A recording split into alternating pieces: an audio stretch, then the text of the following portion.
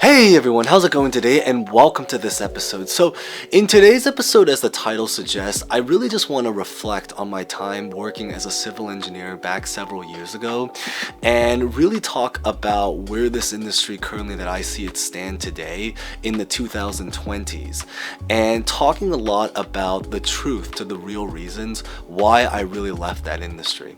Now, if you don't know, if you're brand new here, maybe a little bit of a background story about me is that I was someone that graduated college back in the mid 2010s. I worked very briefly as a civil engineer, specifically in the construction industry, but then I left it by the very late 2010s, which probably also gives away a little bit about how old I am, a little bit about my age.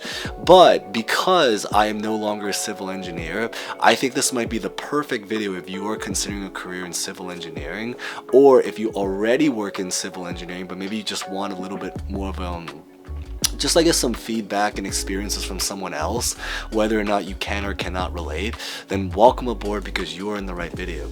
Because there will be a lot of people that will be making videos like this, but the problem is that a lot of the other videos and YouTubers you will see, they come from people that have basically only been civil engineers, so they don't really know what it's like to work outside of the civil engineering industry. But a disclaimer is that as someone that was a civil engineer and is no longer in the civil engineering industry, by watching this video, you will be able to hear things from the perspective of someone that has been in civil engineering and at the same time left civil engineering, so he has sort of a basis to actually compare what civil engineering is like compared to a lot of the other industries. But of course, with that being said, we're just going to get right to the points to why I really left civil engineering, the dark side to civil engineering, and the cons to the industry that I don't think a lot of people are talking about. Now, there are things that deep down inside I do kind of miss about civil engineering, so maybe I'll explore that in a future episode. So maybe if you're brand new here, consider subscribing for that if that ever gets released, so you guys can get notified. But today's video, obviously as the title suggests, is going to be focused on the dark side to this industry and why I personally left that industry. Probably starting with the very first point about why I left that industry, and it's going to be everything related to the culture. So the first reason why I really left that industry is because I just really felt that the industry culture wasn't a very good fit. And it might be for you, but personally it wasn't for me. The civil engineering industry, in my personal observation, opinion, and experience, it can be a very workaholic industry to be in. I just felt that during my time in civil engineering, it felt like back in school, we were essentially worked to death, having to stay up till the AM hours to study all day.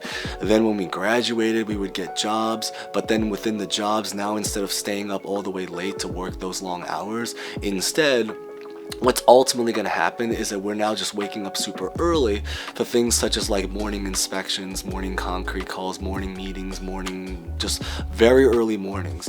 And so what I'm trying to get here is that in one sentence is that I feel that civil engineering is just a very workaholic industry culture. And it's not just that it's very workaholic, because again, going back, is that having dabbled or known a lot of people in other industries, you will have a lot of other industries with people such as like in finance also working long hours, in media, again, anything in the media entertainment space, and again, I've worked in media before, so anything in that world also has very long hours. But the biggest difference that I've observed between civil engineering and other industries is that most industries, at least in civil engineering specifically, a lot of civil engineering jobs, from my observation, they either range from actually having a pretty reasonable work-life balance, but then like not being the most desirable job. This one's a little subjective, and we're going to talk about some objective sides as well to balance it out. But in my personal observation, a lot of civil engineering jobs either range from very reasonable work-life balance, but then very just okay pay and okay lifestyle. So they kind of, it's like the work-life balance is okay, but it comes with a lot of sacrifices to other areas that you may or may not enjoy about the industry, to basically other jobs, especially in the construction and structural engineering side of things, to basically just horrible work-life balance. Straight out horrible work-life balance for just very humble pay. And I think that goes back to another big thing is that because some jobs, will have very rough work-life balance. So for example, one that comes to mind is like finance, right? But at least in finance, the compensation is so high that you are making a bank fortune to work those long hours, or at least there's just some other perk to other industries that might maybe be more appealing for the average person. But in civil engineering, and again, specifically, especially in the structural and construction side, long story short is that you're going to be working very long hours, very early mornings as well. So not just not just like long hours, but starting work times, and we're talking about like maybe 5, 6, 7 a.m. in the morning. Which means that if you are someone that cares about work-life balance, especially if you want to have a reasonable nightlife experience, so if you're someone that cares about nightlife, if you're someone that cares about work-life balance, if you want to balance it with a lot of other priorities or other kinds of things you want to pursue in your life, and I think it can be a really hard sell. And I think a lot of that workaholic culture that I observed when I was in that industry, that's one of the number one biggest things that really just drove me away. There's a lot of people I know in that industry that might have graduated with the top GPA, but because of the workaholic culture during their time in college and even after college, they might have been very successful at their career, but they essentially graduated college with essentially being active members of 0 clubs and 0 activities. And I'm not joking here, actually. There are a lot of people I know that graduated college with almost 0 involvement in the campus life or anything like that because they were stuck studying all day, because they had to make that sacrifice to make those top GPA and grades and all that stuff. So it's just something that like you may actually think it's worth that sacrifice, so that's something that's a little subjective. But I think for the average person, it's going to be a difficult sell. And for me, I know it was very difficult to justify that sacrifice, which is what ultimately drove me away from the industry. Now, the second point that I really want to make that really drove me away from the civil engineering industry is going to be about the social scene. And it's really about the social life that comes with it. So this one you have to definitely hear me out, because whenever I talk about the social life and scene, I think a lot of people are going to think that it means that that I feel that like there's some toxicity inside of the industry socially, which I do kind of see it happening. But what I'm really trying to get at with the social life here is that and this one, there's a personal side and an objective side that nobody can argue, no matter how much you love the industry. But the subjective side to it is that back when I worked as a civil engineer, I noticed that because of the workaholic culture, it seems like people don't really make time to try to consider building up company chemistry. Basically, like what I'm trying to get here is that a lot of industries tend to have their own industry events, whether this is like, so for example, I know in the tech industry, there's a lot of tech parties, right? In finance, there's a lot of like happy hours, finance bros hanging out together. In media, and anything in the creative world. So if you want to become a photographer, filmmaker, influencer, anything in that world, they have their own like mixers and social networking events as well. But when I was working in civil engineering, and I actually worked in a very big company too, which is crazy because that's why you would think that in a smaller company, it's probably going to be even worse because they have less resources. But when I worked in the company that I worked for, which I'm not going to name, but you probably can find out if you stalk me enough on the internet. But the social life there, the events and like the industry social culture, it's, in my opinion, very lacking. There tends to basically be not a lot of social events around the industry, and the ones that do tend not to have very good attendance. So that's a little bit of the subjective side, I think, is that people don't really seem to care so much about social chemistry. The more objective side that nobody can argue about the social scene, about fitting in this industry, is that it's also an industry that has no diversity. And this is a statistic, so this is something that nobody can argue. When you work in the construction, structural, civil engineering industry, it is going to be dominantly male. There are not a lot of minorities. And it's not just that there's not a lot of minorities, but in my personal observation, there's also not a lot of push for representation, because some industries you also don't have a lot of women, you might not have a lot of minorities, but at least they're trying to fight for representation. In civil engineering, civil structural construction, and everything in that world, not only is there not a lot of diversity in every definition of the word diversity, whether you are talking about gender, racial, people of color, LGBT, but there's also no push for it in any way, shape, or form from my observation at all. And I think that if you are someone that doesn't fit that social mold of what it means to be a civil engineer, that without going into specific details, but that specific mold, you might find it a difficult social fit to be able to fit into the community with people that are in the civil engineering world. And I think that that's something that's very important to bring up, because even if you don't care about this and you just are someone that just wants to work as a means to an end, a lot of things, and I've talked about this in like other videos on my other channel before, that happen in the world of corporate America is going to be based off of favoritism and your ability to vibe and click with the people that you work with. But if you don't find that social fit, it's going to be a very difficult way to build your career. If you're trying to get that next promotion, if you're trying to gain your boss, become your boss's favorite, if you're trying to climb the corporate ladder, it's going to be a very difficult fit if you don't fit that mold. And I think that that's one of the things that really drove me away, was realizing the fact that it was just so difficult to socially fit sometimes. Now, I don't want this to be a doom and gloom. I have friends in that industry. I had friends in that industry. I still have a few friends in that industry. But it's just that collectively, as a big picture, I just felt it was a very difficult social fit. If you are relatively extroverted and if you are someone that really carries and worries and really values having social variety, social diversity, and social vibrancy, I think that's one of the things that nobody I see talks about that is so important to bring up. But now, moving on to the third thing that's also an objective fact that I think that is so important to bring up. This is actually something that is not a reason that I left civil engineering, because it wasn't that important to me at least at the time period. It wasn't that important to me. Maybe because I was single, fresh out of college at the time period, not even a couple years out of college, just very fresh out of college. But it has to do with money. And this is something that's really important to address, because I know there's a lot of people that left civil engineering for money. I didn't leave it for anything related to money, but there is a lot of people I know that did leave it because of money. And long story short about this is, without going to say, there are statistics out there. You know what they are. You can look them up. It's on AI, it's on BLS, it's on the internet, it's on Google. We are essentially the lowest paid branch of engineering, while taking on essentially the highest liability of almost any other engineer. Think about the stress that comes with that. When you think about it, right, just think of it this way. If a building collapses, thousands of lives are potentially going to be at risk. If a bridge collapses, thousands of lives are going to potentially be at risk.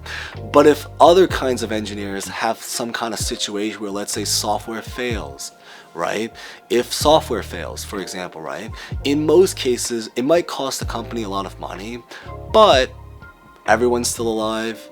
We're all still here.